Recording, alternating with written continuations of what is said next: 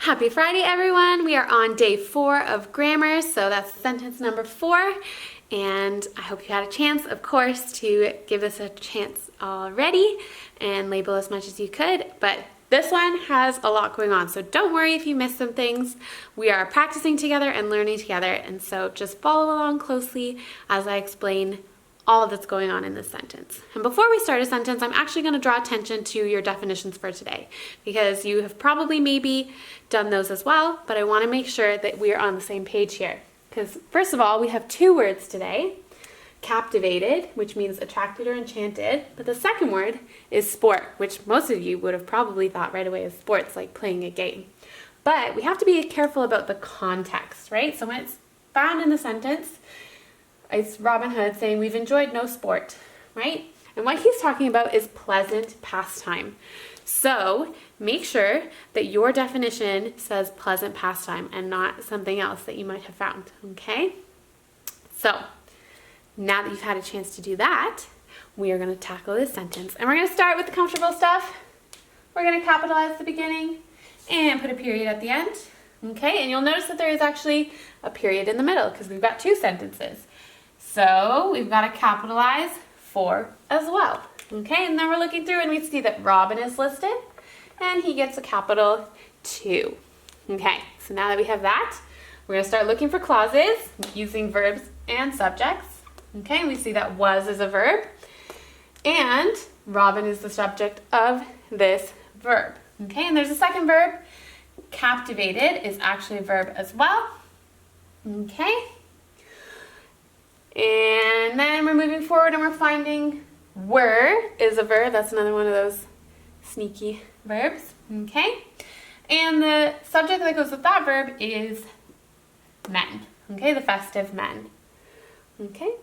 So in our first sentence, we have 2 clauses. So the first clause starts here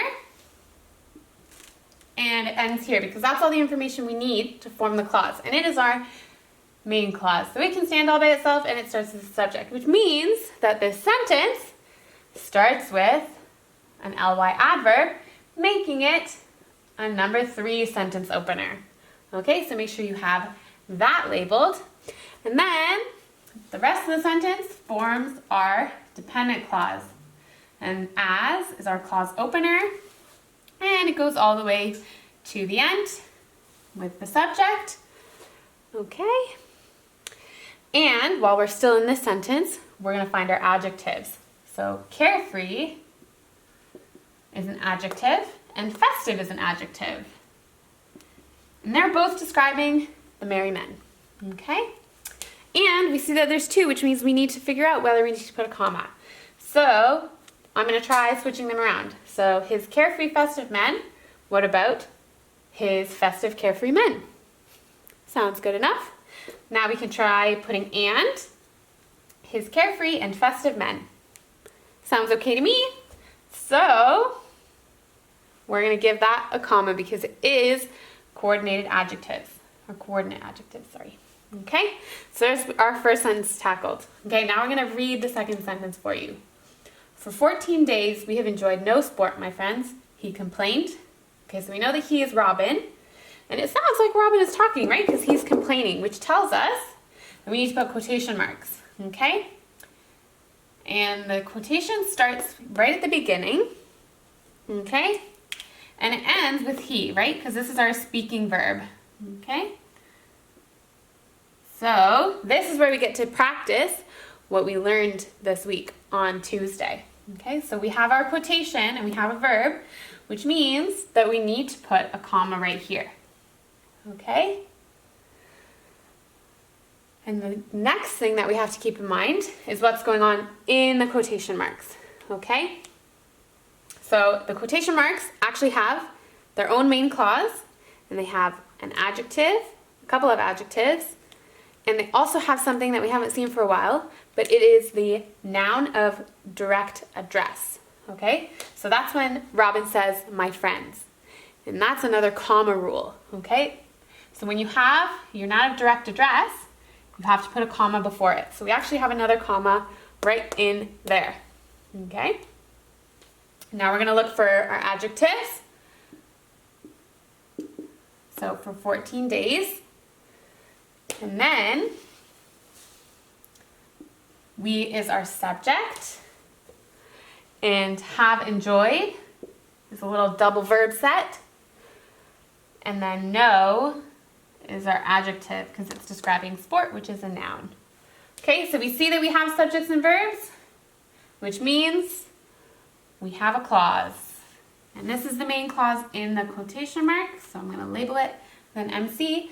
But we actually have two main clauses in this sentence because he complained goes by itself. So we're going to give that a happy little label, and it is a second main clause. Okay? So again, just a reminder that we had to add the quotation marks because Robin Hood is talking, and that means we practiced our comma rule with putting a comma at the end of the quotation mark inside the quotation mark because we have stuff coming after it. Okay? So, lots going on in this sentence. Take a moment and make sure that you have everything labeled that I have labeled, and I will check and make sure that I haven't missed anything because, as usual, we need to check for prepositions. So by the brook is a preposition, and for is a preposition, and those are our prepositions. And I would like you to check your week 3 grammar card because there's one more thing. So this sentence goes with the sentence before, right? Because we see that they're still talking about Robin and the merry men hanging out. But because this is talking, it's a new speaker. So we actually have to, in our rewrite, put this on a new line. Okay? We have to indent it because it's a new idea. So that is an important thing that I almost missed, but there it is for you right there. So make sure you have all of that and your definitions, and then you are all set for the week.